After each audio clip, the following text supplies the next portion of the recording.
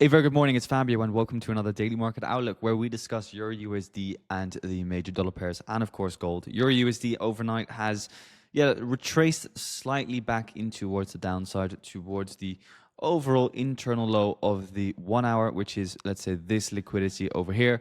Now again, guys, a reminder, whenever you trade a pair that has just exploded in towards the upside, never really look to continue trading the over order flow, because as you can see here, we get the break, straight away a swipe down, break, straight away another swipe down, and now causing us to retrace a little bit deeper. The price action that you see here is very telling for this kind of movements, where you see an overextended leg and then you see something called a ascending channel, also known as the 1, the 2, the 3. This has currently provided us with a little bit of a deeper retracement back down towards the very first liquidity low of that wedge. So a lot of liquidity there got grabbed. That's why price is currently stalling and consolidating. What I'm waiting for at the moment here on EuroUSD is for a little bit of a steeper retracement back in towards the highs, taking out some liquidity, and then from there potentially looking to trade a deeper retracement on the 4-hour time frame back down to make a connection with the overall order flow, which is situated right over here. So ideally a short-term short back down in towards that demand zone. Once the 50-minute time frame grabs some liquidity, that is what I'm going to be eyeing up here. I'll be monitoring how price reacts to our internal points of liquidity, and from there look to see a potential short here on EuroUSD back in towards the downside. Going into the dollar index, we can see that the dollar index here is also pushing up slightly higher once again to potentially fill this gap that it's made. Do keep in mind that we still have the low of the range open here.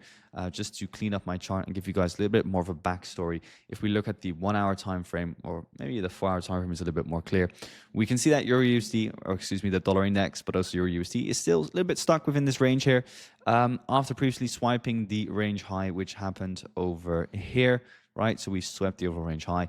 The market has started to push back in towards downside to potentially swipe the overall range low, which is situated over here. So ideally, we would make a connection for now with the supply zone, fill this gap, and then potentially look for a short from there again. So that's why I'm talking about some potential short-term upside here from the dollar index, and that could mean a short-term short there on EuroUSD back in towards the downside. To see us reach a little bit lower. We have already taken out this high here. Do keep it in mind. So now potentially if we see another breakdown of this low here, because if you look at the 1-hour time frame, let me go here.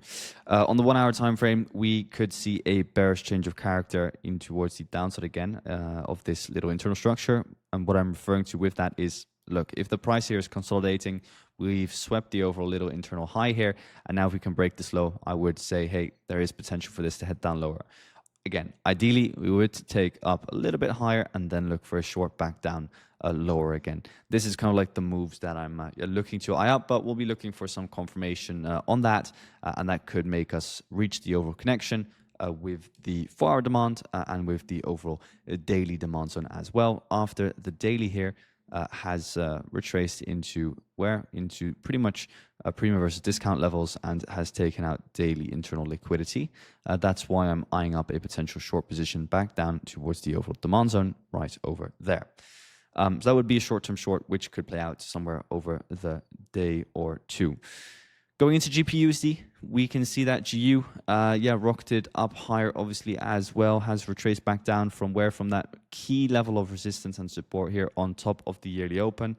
Price remains relatively, bearish order flow-wise from a daily perspective. If you've been, again, following the videos, you know that this is currently the daily supply zone that is in control. You can see that we failed to break above it and that we've rejected the yearly open. So I wouldn't really be looking for longs just yet. Similar to EuroUSD, I'll be looking for a potential short-term push in towards the downside.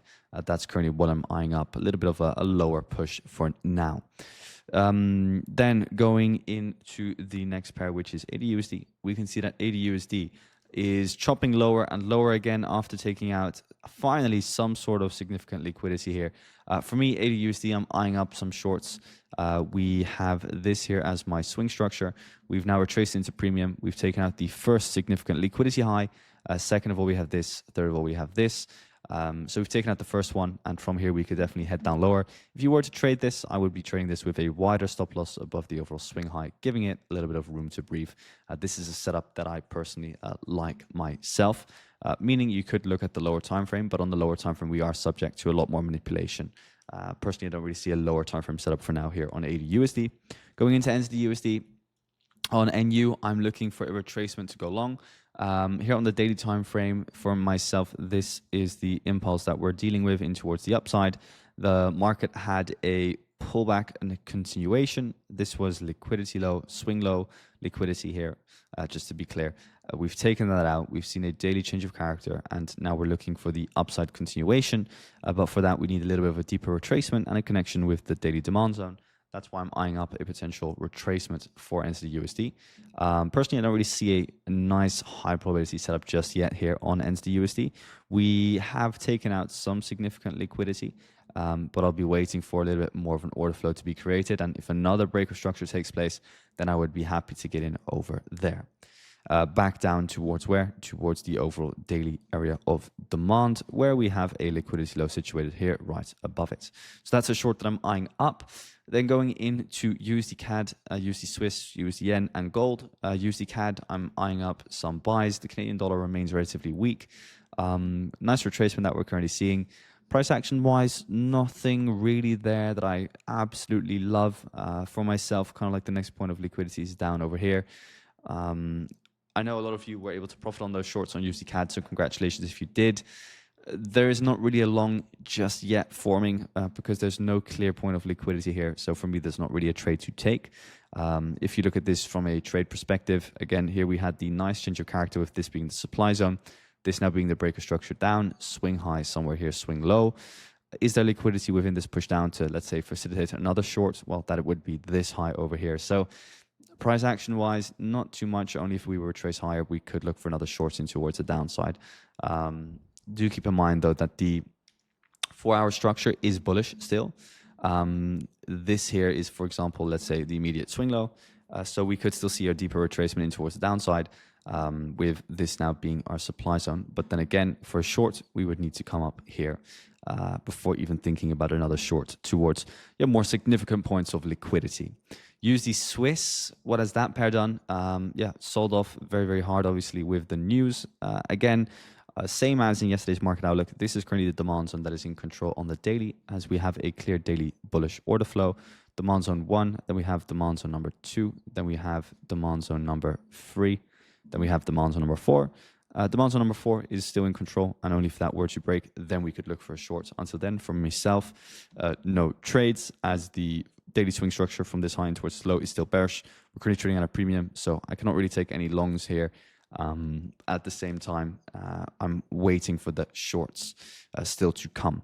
So that's USD Swiss, waiting a game on that pair. Then USDJPY. USDJPY has been consolidating for the past few days, since around mid-March actually already.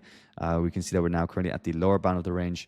We took out some significant liquidity here. For me, this is more a buy than a sell. I would like to see some more upside continuation from here. This was the breaker structure up. Then again, where significant liquidity? Well, underneath the little bump in the road here, we've taken that out. And from here, we could now head up higher, in my opinion. So I would be focused more on the long side of this. Look at the 1-hour time frame and look to trade that bullish order flow in towards the highs. Where's liquidity situated for now? Here and here. So look for those lows to get taken, and then we could look for a potential long position. Last of all, of course, we have gold. Gold, what has been happening here? Not too much. I'm looking for the next potential upside move. The only thing is that there is not clear liquidity to facilitate that next upside push. Therefore, it is very low probability. This here now is your swing low in towards your swing high. Where is liquidity situated? Well, liquidity is situated underneath the range or underneath, let's say, this low here or this low here. So ideally, we would take out those lows and then look for long. So for now, still some further downside is expected from gold for the rest of today. So that's it for today, guys. Any questions, just let me know. And wish you all a good trading day. Thanks.